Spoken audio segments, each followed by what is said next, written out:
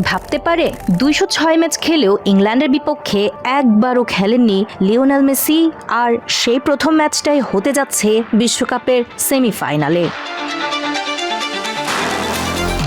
সুইজারল্যান্ডকে 3-1 গোলে হারিয়ে সেমিফাইনালে উঠেছে আর্জেন্টিনা। কিন্তু স্কোর লাইন দেখে ভুল করবেন না। নির্ধারিত 90 মিনিটে সুইসদের পোস্টে মাত্র 2টি শট রাখতে পেরেছিল আর্জেন্টিনা। ম্যাচ গড়ায় অতিরিক্ত সময়ে, সেখানেই জুলিয়ান আলভারেজ ও লাউতারো মার্টিনেজের গোলে শেষ পর্যন্ত জয় নিশ্চিত করে বিশ্ব চ্যাম্পিয়নরা।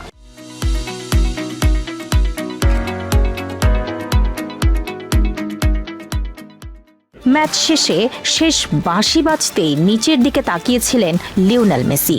হয়তো তিনি জানেন সেমিফাইনালে ইংল্যান্ডের বিপক্ষে এমন পারফরমেন্স করলে ফাইনালে ওঠা কঠিন হবে। আর সেমিফাইনালটা শুধু নকআউট ম্যাচ নয়, এটা মেসির ক্যারিয়ারের সবচেয়ে অদ্ভুত এক ম্যাচও। 20 বছরেরও বেশি আন্তর্জাতিক ক্যারিয়ার, 206 ম্যাচ, তবুও ইংল্যান্ডের বিপক্ষে কখনো খেলেননি তিনি। ইতিহাসও যেন অপেক্ষায়। 1986 বিশ্বকাপে ইংল্যান্ডের বিপক্ষে ম্যারাডোনা লিখেছিলেন হ্যান্ড অফ গড আর শতাব্দীর সেরা গোলের গল্প। প্রায় 40 বছর পর আরেক আর্জেন্টাইন কিংবদন্তির সামনে একই প্রতিপক্ষ।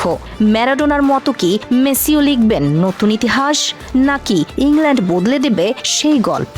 ফুটবল বিশ্ব অপেক্ষা করছে আরেকটি মহারণে। And all those people, Tanzila Twinkle. greatest of all time, because he hasn't